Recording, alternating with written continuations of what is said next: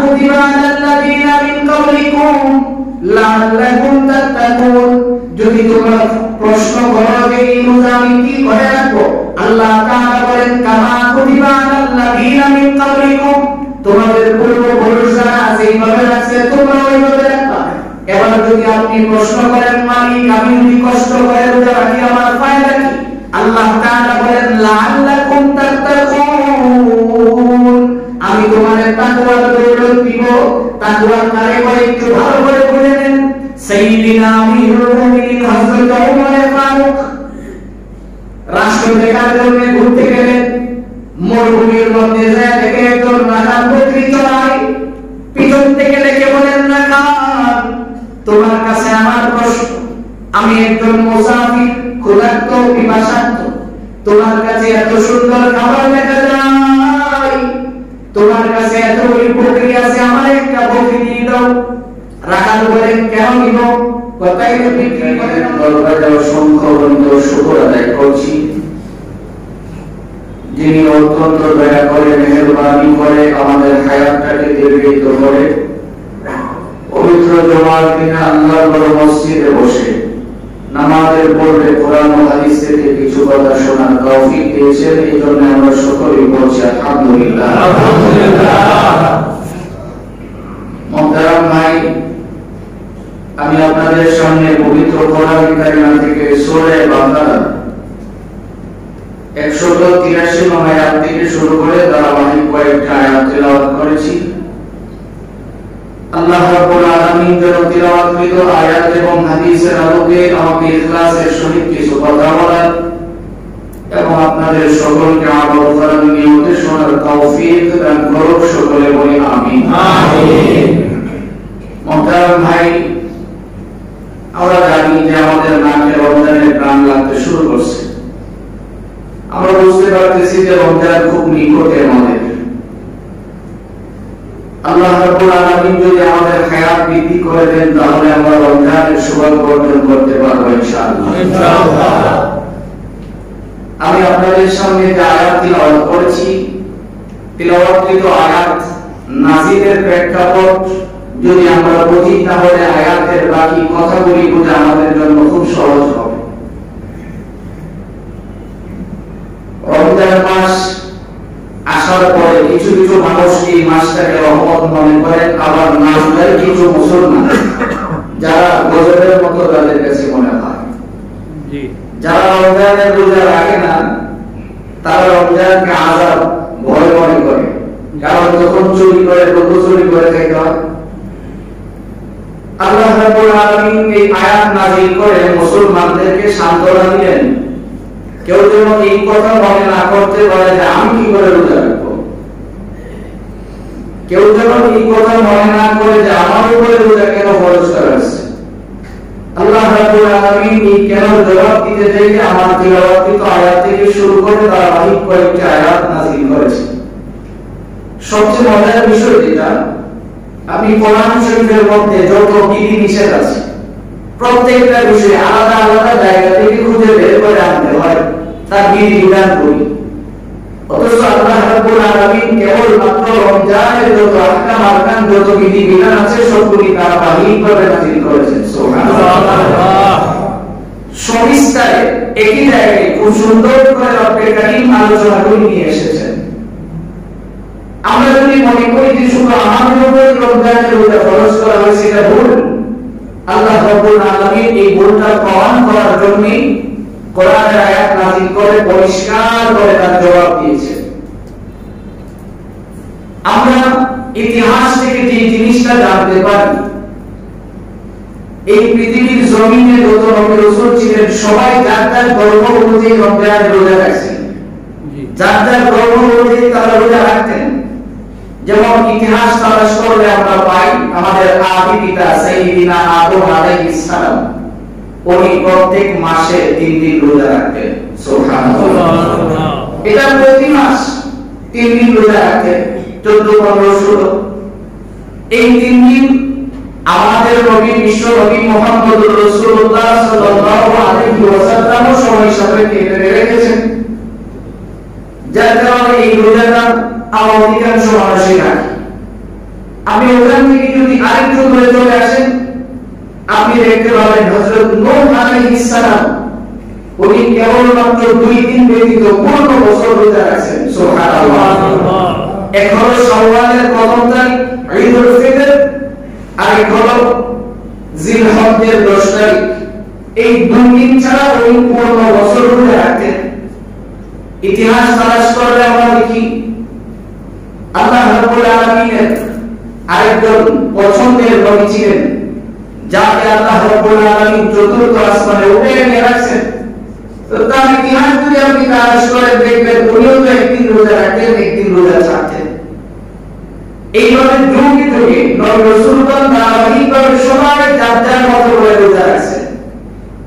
আল্লাহ রাব্বুল আলামিন যেহেতু আমাদের নবী বিশ্ব নবী মুহাম্মদ আরবি সাল্লাল্লাহু আলাইহি ওয়াসাল্লাম শেষ নবী, তারপরে এই ধর্মের রদবদল করার আর কোনো সুযোগ থাকবে না, এই ধর্মের নীতি নির্ধারক আর কেউ হবেন না কিয়ামত পর্যন্ত, এটার উপরে বলবৎ থাকবেন।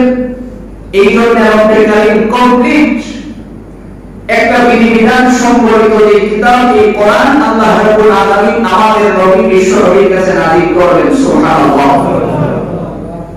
আল্লাহ রাব্বুল আলামিন শুরুতেই বলে দিলেন, ইয়া আইয়ুহাল্লাযীনা আমানু, হে ঈমানদারগণ, যারা নিজেকে ঈমানদার বলে দাবি করো, যারা নিজেকে মুসলিম বলে পরিচয় দিতে রাজি আছো, যারা মুসলিম নিজেকে এই কথা বলে স্বীকৃতি দিয়ে যে আমি একজন মুসলমান, এই কথাটা খুব সুন্দর করে বলো, তাদের জন্য আপনি কারী নোটিশ দিলেন, ঘোষণা পরিষ্কার করে শোনায় দিলেন। এখানে চুপচাপ করার কোনো সুযোগ নাই। স্পষ্ট করে আল্লাহ তাআলা বলেন, কুতিবা আলাইকুমুস সিয়াম, আমি তোমাদের উপরে রোজাকে ফরজ করে দিয়েছি। সুবহানাল্লাহ। কে ফরজ করেছেন? আল্লাহ। কাদের উপরে করেছেন? আমাদের উপরে। আমাদের উপরে। আমার উপরে বলেন, কার উপর? আমাদের। আমার উপর। আমাদের না, আমার উপর বলেন, কার উপর? আমার উপর। কেন আমি ঈমানদার, কেন আমি ঈমানদার। কাজী রোজা কার উপরে ফরজ? আমার উপর। রোজা কার উপরে ফরজ? আমার উপর। কেন আমি ঈমানদার। আর যদি কেউ এই কথা বলে যে আমার উপর রোজা ফরজ না, বুঝতে হবে তার ঈমান শূন্য। কেউ যদি মুসলিম দাবি করে, তার উপরে আল্লাহ বলেন আমি স্পষ্ট নোটিশ করে দিলাম তার উপরে রোজা আমি ফরজ করছি। বাস এইটুকুই, আর দুসরা এখানে কথা বলার কোনো সুযোগ নেই। তো আল্লাহ এই বিধান থেকে কারণ দ্বারা সহজ করে আল্লাহ তাআলা আস্তে আস্তে করে বিধিবিধান নির্ধারণ করতে যে কিছু কিছু নিয়ম নীতি আল্লাহ আলোচনা করেছেন। এটা পরে স্পষ্ট কথা হলো, আমি একজন মুসলিম, আমার উপরে রোজা ফরজ। আমি একজন মুসলিম, আমার উপরে রোজা ফরজ। এখন যদি কোনো দোকানদার হোটেল খোলা রাখা রমজান মাসে একজন মুসলিমকে দিনের বেলায় খানা খাওয়াই বুঝতে হবে সে ব্যবসায়ী বা ইমান চোর, যে ব্যবসায়ী বা ইমান চোর, একজন মুসলমানের ইমান হরণ করার কাজে সে নিয়োজিত। আল্লাহ কোরআনে ব্যবসাকে হালাল করেছেন, তার মধ্যে চোরের ব্যবসাকে আল্লাহ হালাল করেন নাই। যেই লোক রমজান মাসে দিনের বেলা হোটেল রেস্তোরাঁ খোলা রাখা একজন মুসলমানকে খানা খাওয়ায় বুঝতে হবে সে ব্যবসা করে না, ব্যবসার নাম দিয়ে ইমান চুরি করে, ইমান হরণ করার কাজে নিয়োজিত। তাকে কোনোদিন ব্যবসায়ী বলা যায় না। আল্লাহ তাআলা পরিষ্কার করে ব্যবসায়ীদের ব্যাপারে সুসংবাদ দিয়েছেন, তাদের জন্য, ইমান চোরের জন্য নয়। রব্বে কারীম বলেন, নবী পরিষ্কার করে শুনিয়ে দিয়েছেন, আত-তাজিরু সাদুকুল আমিন মান নাবিয়্যিন ওয়াস সিদ্দীকিন ওয়াস শুহাদা ওয়াস সালিহিন। আল্লাহর নবী বলেন, সত্যিকারের হালাল ব্যবসায়ীরা, তাদেরকে আল্লাহ রাব্বুল আলামিন হাসরের মাঠে উম্মতের গভীরের সাথে দাঁড় করাবেন। সুবহানাল্লাহ। সিদ্দিকদের সাথে তাদেরকে ওঠার সুযোগ দিবেন, শহীদদের সাথে ওঠার সুযোগ দিবেন, নেককার বান্দাদের সাথে তাদেরকে দাঁড় করাবেন, ঈমান চোরকে দাঁড় করাবেন। এটা আল্লাহ বলেন নাই। এই জন্য এখন আসেন প্রথম কথাই দেয়, রোজা কার উপরে ফরজ? আমার উপর। আমাদের উপর নয়, আমার উপরে ফরজ। কেননা আমি নিজেকে ঈমানওয়ালা বলে দাবি করি, আমি একজন ঈমানদার, এই জন্য রোজা আমার উপরে ফরজ। আল্লাহ তাআলা এখন রোজার পুরস্কার ঘোষণা করেন। রব্বে কারীম বলেন, কামা কুতিবা আলাল্লাযীনা মিন ক্বাবলিকুম, তুমি কি মনে করছো যে তোমার উপরে রোজা ফরজ করছি না? তুমি যদি এই প্রশ্ন করো যে আমি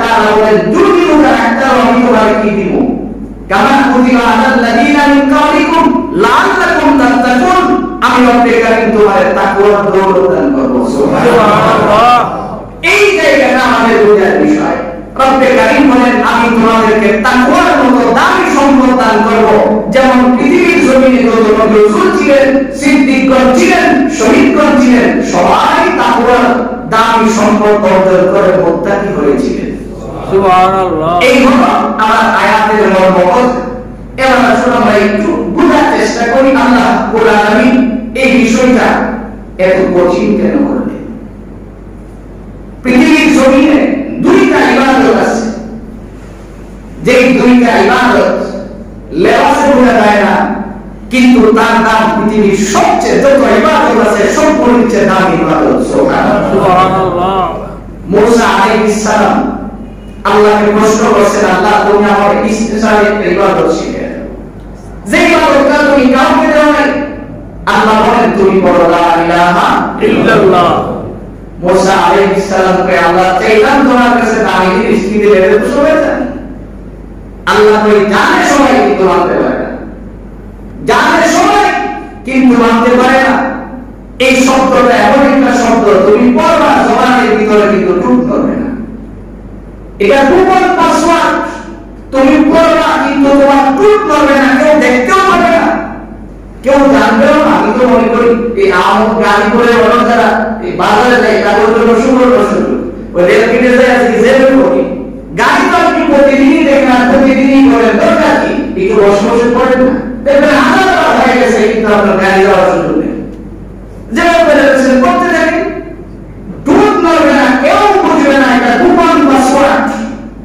একবার যদি কেউ পড়ে আপনাদের জন্য শ্রম থেকে বর্ণিত হবে সঙ্গে সঙ্গে তার 50 বছরের গোলাম সুবহানাল্লাহ মুসা আলাইহিস সালামকে আল্লাহ খুব পছন্দ করেছেন আল্লাহ তাআলা বলেন দুই নাম্বার আরেকটা ইবাদত এটা হলো রোজা কেউ যদি রোজা রাখে এটা দেখার বিষয় না বোঝার বিষয় না রোজা না স্বাভাবিকভাবে আমার মতো চলতেছে আমি যেমন খেতে মানে কাজ করতেছি ইনিও করছেন আমি যেমন অফিস করতেছি ইনিও করতেছেন আমি যেমন কাজ কাম করতেছি আমার সাথে উনিও তো করতেছেন কিন্তু বোঝার কোনো সুযোগ নেই আর এই জন্য রব্বুল কারীম বলছেন রোজা হলো আমার জন্য আর রোজার প্রতিদান আমি নিজেই তার জন্য হয়ে গেলাম সুবহানাল্লাহ আরে আপনি তো দুনিয়া খুব সহজে বোঝেন তো দুনিয়া এই কথাটা বোঝেন অফিসের বস যদি আপনার দায়িত্ব নিয়ে বলে যে তোমার জন্য আমি যথেষ্ট তখন তো এই অফিস আপনার অফিস কর্মচারীর মাধ্যমে পরিশ্রম করা যায় তখন তো আপনার ভিতরে এত বড় ভরসা থাকে যেখানে রব করেছেন আমি তোমার জন্য হয়ে যাই রোজা রাখতে তো এটা পারে না কেন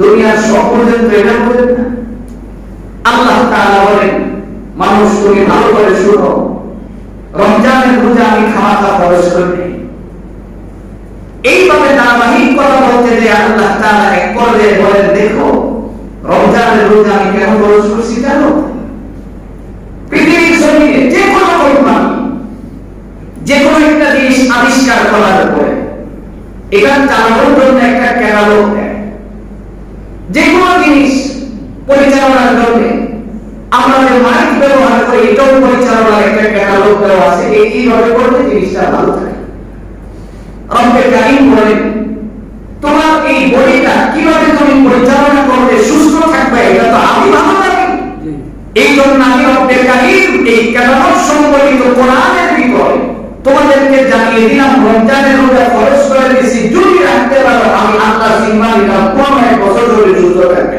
সুবহানাল্লাহ কারণ তুমি 11 মাস খাইতে খাইতে এমন খাওয়া খাইছো যে খাওয়ার কারণে এত রোগ হয়েছে এখন তোমার পা তোমার রোগ পাবে না তুমি রোজা এইটা দেখো যে তোমার শরীরের যত স্পিড হয়ে আছে সবগুলি পূর্ণ চালু হবে তুমি কিন্তু বুঝতেছো না তোমার পাকস্থলীতে আমি আল্লাহ তাআলা রোজা রাখার কারণে তার যে সক্ষমতা করিয়াছি এটা বৃদ্ধি করে দেব কারণ রমজানের রোজা প্রত্যেকটা অঙ্গ প্রত্যঙ্গের মেডিসিন হিসেবে কাজ করে সুবহানাল্লাহ মেডিসিন বিষয়ে ডাক্তার বলে আপনাদের খুব পছন্দ হয়তো এই জন্য আমি এইসব বিষয়ে বলবো না তবে কোরআন যে কথাটা প্রমাণ করছে আপনি দেখেন আপনি যদি রমজান রোজাগুলি আদায় হয়। আল্লাহ তাআলা বলেন রোজা রাখার কথা পরিষ্কার ঘোষণা দিয়ে রব্বে কারীম এখন বলেন রোজা যে তুমি রাখবা, আমি তো রমজানের রোজা তোমার জন্য ফরজ করছি, তো তুমি কি রোজা রাখবা, কয়দিন রাখবা?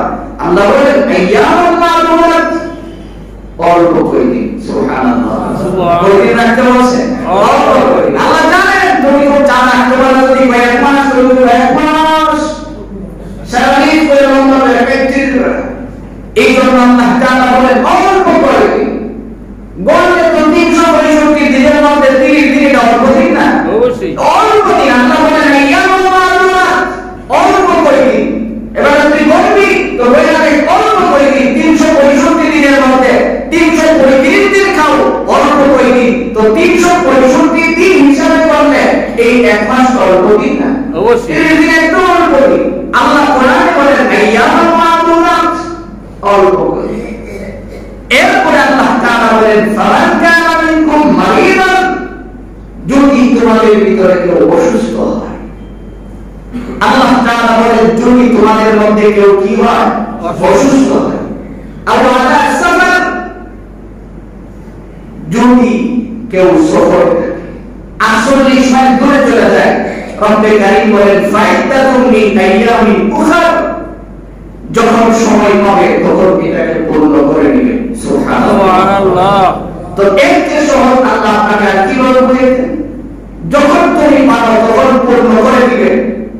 যদি বলা হয় তুমি শাওয়ালে যায় রোজাগুলি রেখে দিবা, তাহলে শাওয়াল মাস আসলে যদি অসুস্থ থাকে তখন কি করতো? এই জন্য আল্লাহ তাআলা বলে দিলেন যখন তুমি পারবে তখন রোজাটা কি করবে, পূর্ণ করে দিবে। এরপরে দেখেন আল্লাহ কত সহজ করছেন। আল্লাহ তাআলা বলেন দুনিয়ার মানুষ তোমরা শোনো, যদি একজন মানুষের বয়স 80 বছরের মধ্যে, সে তো আর জোয়ান হইতো না, দিন দিন দুর্বল হবে, তাহলে তার কি অবস্থা হবে? আল্লাহ রাব্বুল আলামিন বলেন ফামান কানা মিনকুম মারিদান আও আলা সাফারিন ফাইদাতুম মিন আইয়ামিন উখরা ওয়া আলাল্লাযিনা ইউতিকুনাহু ফিদিয়াতুন তা'আমু মিসকিন, যদি তোমাদের মধ্যে এমন কেউ হয় অসুস্থতার কারণে সুস্থ হওয়ার কোনো সম্ভাবনা নাই, তখন তোমার কাজ হবে একজন মিসকিনকে একবেলা খানা খাওয়াবে। সুবহানাল্লাহ। তুমি এটাকে ফিদিয়া হিসেবে একবেলা খানা খাওয়াই দিবে। আল্লাহ রাব্বুল আলামিন যদি বলতেন একবেলা খানা খাওয়াইবা 100 টাকা দিয়ে, আল্লাহ এটা বলেন নাই, বলছে তুমি তাই খাও, তুমি 5 টাকার খাবার খাও 5 টাকা দিয়ে, তুমি 5000 টাকার খানা খাও তা দিয়ে। রব্বে কারীম কত সহজ করে দিয়েছেন। একজন মিসকিন কোন উপমা করা তার ইচ্ছা থাকে না, দুর্বল থাকে, একজন মিসকিন নরমাল খাবার হলেই সে সন্তুষ্ট। আল্লাহ রাব্বুল আলামিন কত সহজ করে দিয়েছেন মুহতারাম ভাই। আল্লাহ তাআলা বলেন ফামান তাওয়া খায়রান ফাহুয়া খায়রুন লাহ। এবার রব্বে কারীম বলেন শুনো, যে ভালো কাজ যত বেশি করে তার ফায়দা কিন্তু তত বেশি। যে ভালো কাজ যত বেশি করে তার ফায়দা তত বেশি। তো এখানে দুইটা কথা মুফাসসিরিন কেরাম ধরে ধরেছেন যে দেখো রোজা রাখা এটা কিন্তু উত্তম কাজ, যদি তুমি এটাও রাখো এটার জন্য তুমি ভালো কাজ পাবে। অথবা একজন মিসকিনকে যে তুমি খানা খাও একটু ভালো রাখো, তাহলে ফায়দা তোমার জন্য আরেকটু বেশি হবে। রব্বে কারীম এবার বলেন ফাহুয়া খায়রুন লাহ ওয়া আন তাসুমু খায়রুন লাকুম ইন কুনতুম তা'লামুন। এই জায়গায় রব্বে কারীম বলেন তুমি একটু ভালো করে বুঝো, তুমি একটু দৃষ্টিতে চিন্তা করে দেখো, আমি আল্লাহ রাব্বুল আলামিন তোমার জন্য রোজাকে ফরজ করছি। যদি তোমার কষ্ট হয় তাও যদি তুমি রোজা রাখতে পারো, কেননা এটা কিন্তু অনেক ভালো একটা কাজ। সুবহানাল্লাহ। যদি তোমার কষ্ট হয় তাহলে যদি তুমি রেখে দিতে পারো, তাহলে এটা কিন্তু তোমার জন্য ফায়দা। আল্লাহ রাব্বুল আলামিন বলেন ইন কুনতুম তা'লামুন, যদিও তোমরা বুঝো না। এখানে কত ভাষা তুমি কিন্তু বুঝো না, তুমি গ্যাস্ট্রিকের মতো হাত দিয়ে রোজা ছেড়ে রাখো। আর এটা ডাক্তার প্রমাণ করে তুমি নিয়মিত যদি রোজা রাখো তোমার গ্যাস্ট্রিকের মতো ভালো হয়ে যাবে। তোমার ডায়াবেটিস কন্ট্রোল হচ্ছে না, তুমি রোজা রেখে দেবো কন্ট্রোল হয়ে যাবে। তোমার প্রেসার হাই, তুমি রোজা রেখে দেবো তোমার প্রেসার স্বাভাবিক থাকবে। এটা আল্লাহর কথা। রব্বে কারীম তো বলেছেন ইন কুনতুম তা'লামুন,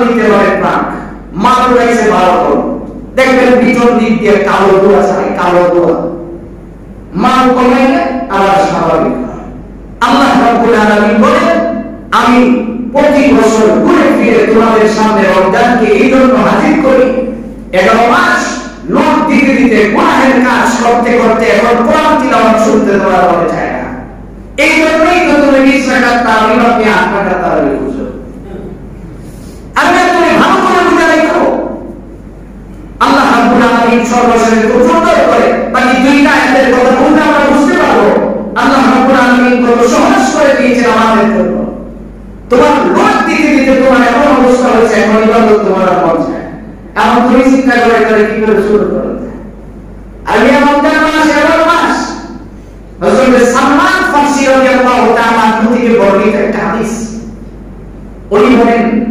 শাওয়ালের শেষ উনি বলেন শাওয়ালের শেষ শুক্রবার নবীজি আমাদের সামনে লম্বা একটা হাদিস শুনে নবীজি নসিহত করতেন সুবহানাল্লাহ সুবহানাল্লাহ প্রায় 2 পৃষ্ঠা হাদিসটা এত লম্বা একটা হাদিস উনি পাঠ করে সাহাবায়ে কেরামের সামনে নসিহত করতেন মুহতারাম ভাই এই হাদিসের মধ্যে সালমান ফারসি বলেন নবীজি আমাকে শুনিয়েছেন আমাদেরকে নবীজি শুনিয়েছেন যে তোমাদের মধ্যে এমন একটা মাসের আগমন করতেছে যেই মাসের মধ্যে তুমি যদি একটা নফল আদায় করো আল্লাহ রাব্বুল আলামিন তোমাকে একটা ফরজের সওয়াব দান করবে সুবহানাল্লাহ তুমি যদি তোমার বাড়ির কাজের বড় কাজ একটু কমিয়ে দাও তুমি যদি তোমার অধীনস্থ যারা কর্মকর্তা কাজ করে তাদের কাজ একটু বোঝা কমিয়ে দাও আল্লাহ রাব্বুল আলামিন তোমার জান্নাতের রাস্তা সহজ করে দেবে সুবহানাল্লাহ আমার অবস্থাটা দেখুন রমজান মাস আসলে আমরা বোঝাটা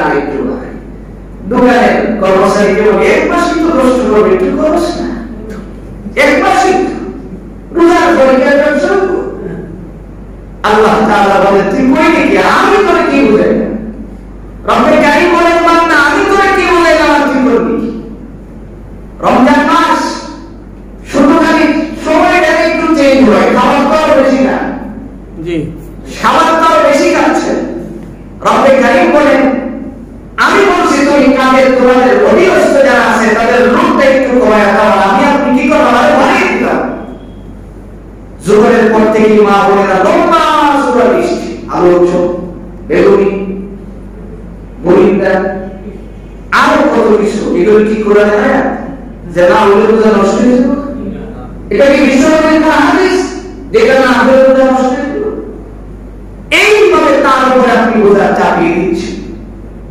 একদিন যদি কোনো কারণে না হয় বাপরে বাবা আমি একটা রোজা রেখেছি আর এটা ক্যাদিন করতে দেখেন আপনি একটু চিন্তা করেন আল্লাহ রাব্বুল আলামিন বলছে আপনার জন্য ইবাদত করতে হবে যে তার ইবাদতের মধ্যে না অবশ্যই তার ইবাদতের কোনো প্রয়োজন নেই অবশ্যই তাই আপনি যে তার কাজে ব্যস্ত করে দিবেন কোন কারণে একদিন যদি না হয় বলা হয় যে আপনার কোন ছুটে গেছে এমন ভাবে আদাব শুরু হয় আর সারাদিন রোজা রাখছি এখন আলোচনা হলো না কেন চিন্তা করেন একটু বিবেক দিয়ে আপনি একটু চিন্তা করেন অথচ মা বোনেরা এত পরিশ্রম করে তার ইফতারের পানিটা পর্যন্ত বলে নেওয়ার তার শুরু হয় জি বাস্তব নিজের দিলাম না একটু মানবিক দিক থেকে জিজ্ঞেস করেন ইফতারের পানিটা পর্যন্ত তার বলে নেওয়ার শুরু হয় তার কত কাজ আল্লাহ যদি আপনাকে জিজ্ঞেস করেন তখন কি জবাব দিবেন আপনি তো দশান কর্মা একটা স্পিডে বসে পড়বেন পড়তেছেন সে অন্য আপনার সামনে ইফতারে হাজির করে দিল একবার কি চিন্তা করেছেন যে আমার সুবহানাল্লাহ করার জন্য যদি সময় লাগে তাহলে কি সময়টা আমি দিলাম আমি এত বড় লিস্ট তার সামনে হাজির করে দিলাম একটু চিন্তা করেন যে আপনি কামাই করবেন ইবাদতের সুযোগ আছে আপনি সুবহানাল্লাহ আলহামদুলিল্লাহ এগুলি করবেন আমরা সবিস্তারে সব ইনশাআল্লাহ রমজান আমাদের কর্মসূচি বলি কি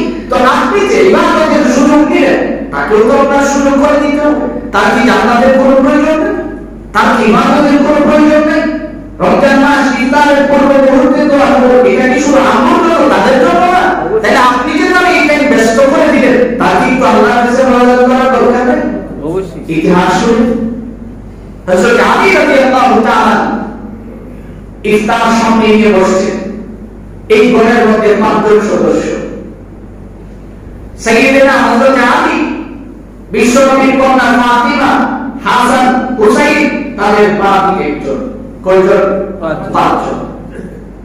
5 জন লোক ইফতার করেন, সবগুলি সামনে নিয়ে বসে। এই আবুল মতো এরকম 30 জন সামনে নিয়ে বসে না, শুকনা একটা রুটি, স্রেফ শুকনা 5টা রুটি 5 জনের সামনে। এমন সময় একজন মিসকিন এসে বলেন, আল্লাহর রাস্তে কেউ কি কোনো কিছু দিবেন? বলতে দিন সাথে সাথে হযরত আলী হাসানকে ডাক দিয়ে বলেন, হাসান রুটিটা দিয়ে দাও। হাসান রুটিটা দিয়ে দিলেন। দিয়ে এসে বলে, আব্বা জান্নাতকে আল্লাহ শুধু আপনার জন্যই বানিয়েছেন, আমার জন্য আনেননি। এবার নিজের হাতের রুটিটা উঠে দিয়ে আসে। এবার হুসাইন বলেন, আপনারা বড় মানুষ দেখি কি জান্নাত শুধু আপনাদের জন্য? হুসাইন তার নিজের রুটিটাও নিয়ে দিয়ে দিলেন। এবার ফাতিমা ডাক দিয়ে বলেন, বাবা হাসান শোনো, তোমরা তো আদর্শ শিখছো তোমার বাবা আলীর কাছ থেকে, আর আমি ফাতিমা শিখছি বিশ্বনবী মুহাম্মদুর রাসূলুল্লাহ সাল্লাল্লাহু আলাইহি ওয়াসাল্লামের কাছ থেকে। নাও আমার রুটিটা নিয়ে নাও। যে হাসান মায়ের রুটি দেওয়ার জন্য রেডি হয়েছেন, বাকি ডাক দিয়ে বলেন, কি ব্যাপার? আমি তো জান্নাতে একটা ঘরের মধ্যে বাস করি, তো আমি তো এমন নির্মূল হতে পারি না, কাজে আমার রুটিটা সবাই দিয়ে দাও। একটু চিন্তা করেন, যে রমজান মাস, আল্লাহ তাআলা বলেছেন এটা সহবর্তিতার মাস। রব্বে কারীম বলেছেন এটা দরিদ্রদের কষ্ট বুঝার মাস। একজন মানুষ যখন রোজা রাখে, আমরা সামনে এই ব্যাপারে সবিস্তারে আলোচনা শুনবো ইনশাআল্লাহ। তো আপনি রমজানে যখন রোজা রাখেন, একজন দরিদ্র মানুষ কি পরিমাণে উপবাস থাকলে তার কি কষ্ট হয়, একটা রোজাদার কি হারায় টের পায়। যখন দুপুরের পর থেকে বিকাল হয়, তখন অটোমেটিক বুঝতে পারে। অনেকে দেখবেন না রোজার কি কোনো কষ্ট হয়, অত বড় আল্লাহ রাসূল বলেছেন, হাত তুলি বলবা যে আমার কষ্ট হয়, সত্যটা বলবা কষ্ট হয়। কেবল আল্লাহর ভয়ে খাই না, এই কথা বলবা যে আল্লাহর ভয়ে খাই না, তাহলে তোমার বরকত বেশি হবে। আর তুই এটা মিছা কথা বল যে আমি কোনো আসবে, আরে এটা তো কষ্টের কাজ, তোমার কষ্ট হয় না কেন? হ্যাঁ কষ্ট হয়, কার ভয়ে খাই না? আল্লাহর ভয়ে খাই না। রোজা রাখি কষ্ট হয় নাকি? আমার সামনে তুমি চকলেট খাও, আমার সামনে তুমি ঘুরে ঘুরে আইসক্রিম খাও, বেশো তার কষ্ট হয় নাকি? হয়, কিন্তু আমি খাই না কেন? আল্লাহর ভয়ে খাই না। আমি খাই না আল্লাহর ভয়ে। আজকে যারা বাহাদুরিদের রাস্তা দিয়ে খাও, রোজাদারের সামনে দিয়ে খাও, আর মনে করো ও কি করবো, ভালো করে মনে রাখবে, ইহুদি। ইহুদি মুসলমান না। মুসলমানের সামনে তার সন্তান খেজুর খাচ্ছে। হযরত আলী রাদিয়াল্লাহু তাআলা যখন খলিফাতুল মুসলিমিন, তখন ইহুদি তার বাচ্চাটাকে কালারের মধ্যে টাকিয়ে ধরছে, দুইটা কাশ করে দুইটা থাপ্পড় মারছে। হযরত আলী জিজ্ঞেস করেন, তুই তো ইহুদি, এমন করবি কেন? ইহুদি বলেন, আমি ইহুদি হতে পারি, কিন্তু একজন রোজাদারকে কষ্ট দেওয়ার বিচার নিয়ে আল্লাহর দরবারে আমি দাঁড়াতে পারি না। ইতিহাস প্রমাণ করে এই কথাটা বলার কারণে রব্বে কারীম তাকে ঈমানের দৌলত দান করে দিয়েছেন। সুবহানাল্লাহ। এই জন্য মুহতারাম ভাই, যে কথা বলতেছিলাম, আল্লাহ রাব্বুল আলামিন বলেন, শুনো, রমজানের রোজা রাখলে তোমার ক্ষতি হয় না, লাভ হয়। তুমি কিন্তু এটা বুঝো না, তুমি এটা বুঝো না, বুঝতে চেষ্টাও করো না। রব্বে কারীম এবার বলেন, আমি যে রোজা ফরজ করছি আর বিধিবিধান দিয়েছি, তুমি তা রাখবা তো কোন সময় রাখবা? আজকে যদি আমরা যে পরিস্থিতিতে বাস করতেছি, আমাদের কাছে যদি দেওয়া হইতো যে রোজা পয়সা আপনি কোন মাসে রাখবেন, তো একজন করতে হবে মাঘ মাসে রাখলে একটু সুবিধা, দিনটা শুরু ঘুমতে উঠতে মানে সুবিধা ওই সময় না। আরেকবার কি যদি জেগে করবেন বলতে মাঘ মাসে তো একটু কাজ কাম ভালো যায়, কারণ ওয়াজ করা বাপে করি আর দিনে একটু হয়, দরকার নাই। এটা রাত করে আমরা ভালো আছি, কারণ সন্ধ্যার সময় আমার দিকে দেখবেন না, সবাই ঘুরে গিয়ে আমার ঘরের সময়। আল্লাহ রাব্বুল আলামিন বলেন, না, এই মাসগুলি আমি তোমাদের কাছে দেই নাই, আমি দিয়েছি শাহরুর রমাদান, রমজান মাসে তুমি রোজা রাখবা। সুবহানাল্লাহ। আল্লাহ তাআলা বলেন, তোমার কাছে যদি আমি দায়িত্ব দিতাম তো তারা 20 টাকার তাহমিনা 8 টাকার বানাই দিয়েছে, তো ওরা তো বলতো যে রোজা এবার বড়রা কি। আচ্ছা, আপনাদের বিবেকের কাছে আমার প্রশ্ন, আপনি নিজের একটু জিজ্ঞাসা, আপনি যে এত মহাপণ্ডিত হয়ে গেলেন, নিজের একটু জিজ্ঞেস করেন, 11 নিজেদের ফোন নাম্বার ছাড়া যদি কোথাও ফোন না ঢোকে, আল্লাহ রাব্বুল আলামিন তো পরিষ্কার করে বলছেন যে দেখো তুমি যে রোজা রাখবা তোমার কাজটা কি। আল্লাহ রাব্বুল আলামিন বলেন ওয়ালি তুকমিলুল ইদ্দা, মেয়াদ পূর্ণ করো। কি করো? মেয়াদ পূর্ণ করো। ধরেন আপনি পুলিশের চাকরি নেবেন, বিসিএস ক্যাডার হয়ে এখন আপনি চাকরিতে গেছেন, আপনাকে 3 মাসের ট্রেনিং দিয়েছে, আপনি 7 দিন পরে বাড়ি চলে যাবেন, এখন 3 মাস হয়ে গেলে চাকরি কি দিব? ফিরত প্রমাণিত করতে হবে। কোরবানের পরে ট্রেনিং দিয়েছে, তুমি মেয়াদ পূর্ণ করলি না কেন? পরীক্ষা আপনি 10টা পরীক্ষা দিলেন, মাত্র 9টাই দিলেন, আর একটা দিলেন না, তখন তো খাতা দেখার সময় বলবে খাতা দেখারই দরকার নাই, খালি ক্রস না, কারণ সে মেয়াদ কি করে নাই? পূর্ণ করে নাই। তো আল্লাহ তো বিধান করবে না, তুই মেয়াদ পূর্ণ করলি না, তো তোর কি আল্লাহ বাস চিন্তা করে দেখ। রমজান মাস যেখানে একটা হালাল হারাম তো অনেক পড়ে, স্বাভাবিকভাবে আপনি আপনার দেমাগ তারে জিজ্ঞেস করেন না, আপনার দাম তো শুধু দেমাগেরই, এর বাইরে অন্য কিছু না। আপনার যা যা সে সব তো অন্যান্য পশুপাখি করে, শুধুমাত্র আপনার এই ব্রেনটার দামই তো আপনার কাছে অনেক বেশি। তো একটু জিজ্ঞেস করেন না নিজেরে, যে আমার দেমাগেই তো বলে সবকিছুর একটা নির্ধারিত সময়সীমা থাকে, যেখানে রমজানে একটা নফল আদায় করলে রব্বুল কারীম একটা ফরজের সওয়াব দেন, তাহলে আমি কেন 20 টাকার নামাজে 8 টাকা করব? আমি কেন 8 টাকা করার পরে কোন চুনায় আমার এই কথা বলে দিল যে আমি ইবাদত ছেড়ে দিয়ে আমার হয়ে যাবো? কে তোমার ওগুলো শেখাবে? নামাজের আগে তোমার এত জোর কেন হয়? এই জন্য বুঝতে হবে এই সমস্যাটা কোন জায়গায়? কেবল ঈমানের সমস্যা। কোন জায়গায় সমস্যা? কেবল ঈমানের সমস্যা। আল্লাহ রাব্বুল আলামিন বলেন শাহরু রমাদান, আমি আল্লাহ রমজান মাসে রোজা ফরজ করেছি। সুবহানাল্লাহ। কোন মাসে তোমার মধ্যে এই দিন তো না, এটা আমি রমজান মাসে করছি। কেন করছি জানো? উনজিলা ফীহিল কুরআন, এই রমজানের ভিতরে আমি কোরআন নাযিল করছি। সুবহানাল্লাহ। এই রমজানে আমি কোরআন নাযিল করছি, এই জন্য এই রমজানে এই কোরআন নাযিল করার কারণে রমজানের এত মূল্য। আর কোরআন কেন নাযিল করছি? আল্লাহ তাআলা তার জবাব দিচ্ছেন, হুদাল লিন-নাস ওয়া বাইয়িনাতিন মিনাল হুদা ওয়াল ফুরকান। আল্লাহ তাআলা বলেন আমি কেন রমজানে কোরআন নাযিল করছি জানো? এই কোরআন নাযিল করার কারণেই কিন্তু রমজান মাসের এত মূল্য। আর কোরআন কেন নাযিল করছি? কারণ এই কোরআনটাই হলো তোমার নিজেকে ব্যবহার করার ক্যাটালগ। এই কোরআনের ভিতরে আমি বলে দিয়েছি কোনটা হালাল কোনটা হারাম। কোরআন যদি তোমার না থাকতো তুমি মানুষ হতে না। কোরআন না থাকলে তোমার সন্তান তোমাকে বাবা ডাকতো না। কোরআন না থাকলে হালাল জিনিস তুমি শরীরে ঢুকাইতে পারবে না। কোরআন না থাকলে তুমি যে মানুষ এটাই তুমি চিনতে না। কোরআন যদি না থাকতো, ইতিহাস কোথায় প্রমাণ করে কোরআন আসার পরেই কিন্তু বড় বড় যুগের মানুষগুলি সোনালী যুগের মানুষ হয়েছে। যারা জ্ঞাত মানুষকে মাটির নিচে পুঁতে ফেলত, তারাও খলিফাতুল মুসলিমিন হয়ে রাষ্ট্র পরিচালনা করেছেন কেবলমাত্র কোরআনের কারণে। এখন বুঝে থাকলে বলবেন এই রমজানের কদর কেন বাড়ছে? কোরআন নাযিল হওয়ার কারণে। রমজানের কদর বাড়ছে শুধুমাত্র কোরআন নাযিল হওয়ার কারণে।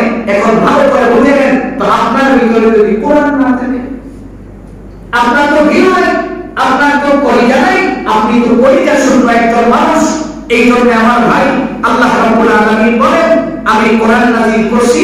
কোরআন নাযিল করার কারণে এত সুন্দর করে এই মাসগুলির ফজিলত আমি বর্ণনা করছি। আল্লাহ রাব্বুল আলামিন বলেন শোনো, ফামান শাহিদা মিনকুম আশ-শাহরা ফালইয়াসুম ওয়া মান কানা মারিদান আও আলা সাফারিন ফাইদ্দাতুম মিন আইয়ামিন উখর ইউরিদুল্লাহু বিকুমুল ইউসরা ওয়া লা ইউরিদু বিকুমুল উসরা। আল্লাহ রাব্বুল আলামিন বলেন বান্দা তুমি দেখো না আমি আল্লাহ রাব্বুল আলামিন কি করে তোমার জন্য এত সহজ করে দিলাম। আর যদি তোমার ভিতরে আগে যে কথাগুলি বলছেন এটা আল্লাহ রিপিট করছেন, কেউ যদি অসুস্থ হয় তখন তার সে নিয়াত পূর্ণ করবে। এইগুলি বলে আল্লাহ রাব্বুল আলামিন বলেন ওয়ালি তুকমিলুল ইদ্দা, তোমাকে আমি যে নির্ধারিত নিয়াত দিয়েছি এটা তুমি পূর্ণ করো। করলে কি হবে? আল্লাহ তাআলা বলেন এই নিয়াত যে তুমি পূর্ণ করতেছো, ঈদের দিন একটা সাইনবোর্ড লাগাবে আমি রোজা রাখি, এটা করা যাবে? তা আমি রোজা রেখে সন্ধ্যার সময় মসজিদ হয়ে আরেকজনকে ধাক্কা দিয়ে বেরোবে, রোজাদার আমি টাকা মানে এক মাস রোজা রাখছি, ঈদের জন্য আমার টাকা নেই, এগুলি তো আল্লাহ তাআলা বলেন তুমি যদি নিয়াত পূর্ণ করতে পারো তখন তোমার কাজ কি? আল্লাহ তাআলা বলেন ওয়া তুকাব্বিরুল্লাহ আলা মা হাদাকুম, আমি আল্লাহ তোমারে দয়া করছি, আমি যে তোমারে হিদায়াত দিয়েছি এই জন্য তুমি কি করো? আমার বরত্ব প্রকাশ করো। সুবহানাল্লাহ, আমার বরত্ব প্রকাশ করো। কিভাবে করবা? আল্লাহু আকবার, আল্লাহু আকবার, লা ইলাহা ইল্লাল্লাহ, আল্লাহু আকবার। সুবহানাল্লাহ, কত সুন্দর করে রব্বে কারীম বলেন ওই আমার বরত্ব প্রকাশ করো। এই জন্যই তো আমরা ঈদের দিন তাকবীর করি। কথা বলো ঠিক কিনা? তো আল্লাহ রাব্বুল আলামিন বলেন ঈদের ওই দিনটা তো তোমার জন্য, কারণ তুমি তো আসবা নিয়াত পূর্ণ করছো, এখন তুমি এখান থেকে ফায়দা নেওয়ার জন্য আসছো। আল্লাহ তোমার মাফের ঘোষণা দিয়েছেন, আসার সময় কি করো? আল্লাহু আকবার, আল্লাহু আকবার, লা ইলাহা ইল্লাল্লাহ, আল্লাহু আকবার। এরপর আল্লাহ তাআলা বলেন ওয়া লাআল্লাকুম তাশকুরুন, আমি যে তোমার এই কাজগুলির সুযোগ দিয়েছি, এখন তুমি শুকরিয়া আদায় করো। আলহামদুলিল্লাহ, আলহামদুলিল্লাহ। ওই যে ওয়ালিল্লাহিল হামদ, শুকরিয়া আদায় করলাম, ওয়ালিল্লাহিল হামদ। এই জন্য আমার ভাই এখন আসুন এই ঘর আমি আয়াতের বর্ণনা আপনাদেরকে শোনাইলাম, বাকি 3 জুমায় আমরা এই ব্যাপারে সবিস্তারে কথা শুনবো। আজকে আমাদের এই বিষয়টা বোঝাই, রমজানের রোজা আল্লাহ কেন ফরজ করেছেন? আমি মুসলমান, কথা বলেন, রোজা কার উপরে ফরজ? আমার উপরে। রোজা কার উপরে ফরজ? আমার উপরে। আল্লাহ, আমি এই কথাগুলি আপনাদের কান পর্যন্ত পৌঁছাইতে পারলাম? এটা আমাদের কাজ, বাকি দিন পর্যন্ত পৌঁছানো এটা মালিকের কাজ। আমি কান পর্যন্ত পৌঁছাইয়া দিলাম, বাকি দিন পর্যন্ত নেওয়া এটা মালিকের কাজ। আর মালিক তাকেই দিন পর্যন্ত নেওয়ার সুযোগ দিবেন যার দিনটা পরিষ্কার, যার দিনের মধ্যে কোনো ভেজাল নাই। এই জন্য মুহতারাম ভাই, রমজানের রোজা আল্লাহ আমার উপরে কেন ফরজ করেছেন? এটা আমার জন্য ফায়দাজনক, এটা আমার জন্য কি জনক? লাভজনক। এই জন্য আল্লাহ তাআলা বলেন ইয়া আইয়ুহাল্লাযীনা আমানু কুতিবা আলাইকুমুস সিয়াম কামা কুতিবা আলাল্লাযীনা মিন ক্বাবলিকুম লাআল্লাকুম তাত্তাকুন। আল্লাহ তাআলা বলেন হে ঈমানওয়ালাগণ, যারা নিজেকে ঈমানওয়ালা দাবি করো, শোনো, ইয়া আইয়ুহাল্লাযীনা আমানু কুতিবা আলাইকুমুস সিয়াম, আমি তোমাদের উপরে রমজানের রোজাকে ফরজ করে দিয়েছি, কামা কুতিবা আলাল্লাযীনা মিন ক্বাবলিকুম লাআল্লাকুম তাত্তাকুন। যদি তোমরা প্রশ্ন করো যে এই রোজা আমি কি করে রাখবো, আল্লাহ তাআলা বলেন কামা কুতিবা আলাল্লাযীনা মিন ক্বাবলিকুম, তোমাদের পূর্বপুরুষ যারা আছে এইভাবে রাখছে, তোমরা ওইভাবে রাখবা। এবার যদি আপনি প্রশ্ন করেন মালিক আমি যদি কষ্ট করে রোজা রাখি আমার ফায়দা কি? আল্লাহ তাআলা বলেন লাআল্লাকুম তাত্তাকুন, আমি তোমাদের তাকওয়ার দৌলত দিব। তাকওয়ার কারে বলে একটু ভালো করে বুঝে নেন। সাইয়্যিদিনা আমিরুল মুমিনিন হযরত ওমর ফারুক রাষ্ট্র দেখার জন্য ঘুরতে গেলেন, মরুভূমির মধ্যে যায় দেখে একজন রাখাল বকরি চড়ায়, পিছন থেকে দেখে বলেন রাখাল তোমার কাছে আমার প্রশ্ন, আমি একজন মুসাফির, ক্ষুধার্ত পিপাসার্ত, তোমার কাছে এত সুন্দর খাবার দেখা যায়, তোমার কাছে এত বকরি আছে, আমার একটা বকরি দিয়ে দাও। রাখাল বলেন কেন দিব? কোথায় বিক্রি করে দাও, আমি টাকা দিব। রাখাল বলেন আমি আপনার কাছে বিক্রি করতে পারতাম, কিন্তু আমি তো মালিক না, মালিক আরেকজন আছে। আমিরুল মুমিনিন বলেন তাহলে শুনো, যে জায়গায় তুমি আর আমি ছাড়া আর কেউ নাই, মালিক দেখার কোনো সুযোগ নাই। এবার রাখাল দাঁড়ায় বলেন ফাইনাল্লাহ, দেখতে তো অনেক লম্বা দেখা যায়, এতটুকু বুদ্ধি তোমার মাথায় নাই। এখানে যদিও কেউ না দেখে তাইলে আল্লাহ রাখবে কোথায়? সুবহানাল্লাহ, আল্লাহ দেখেন। এই কথা বলার পরে আমিরুল মুমিনিন কয় রাখাল আমার ছিল সাইকেরা। রাখাল কয় না আমি আপনাকে চিনলাম না, আমার নাম আমিরুল মুমিনিন সাইয়্যিদিনা ওমর ফারুক। সুবহানাল্লাহ। এবার রাখাল তরতর করে কাজ শুরু করছে। ওমর ফারুক তার বুকের সাথে জড়ায় ধরে বলে রাখাল কামার কোনো দরকার নাই, তোর হাতটা আমার কাছে। ওমর হাতের মধ্যে ধরে আকাশের দিকে উঠে বলেন আল্লাহ, আমার জীবনে আমি তাকওয়ার কথা সকলের কাছে পৌঁছে দিতে পারছি, আল্লাহ তুমি আমাকে মাফ করে দাও।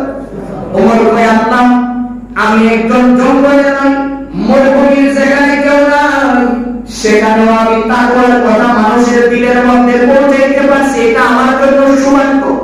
এই জন্য রব্বে কারীম বলেন বান্দা সহজ মাধ্যম হলো তুমি যদি রোজা রাখো আমি তোমার তাকওয়া দিব। সুবহানাল্লাহ। এই হলো রমজানের এক নম্বরের ফজিলত।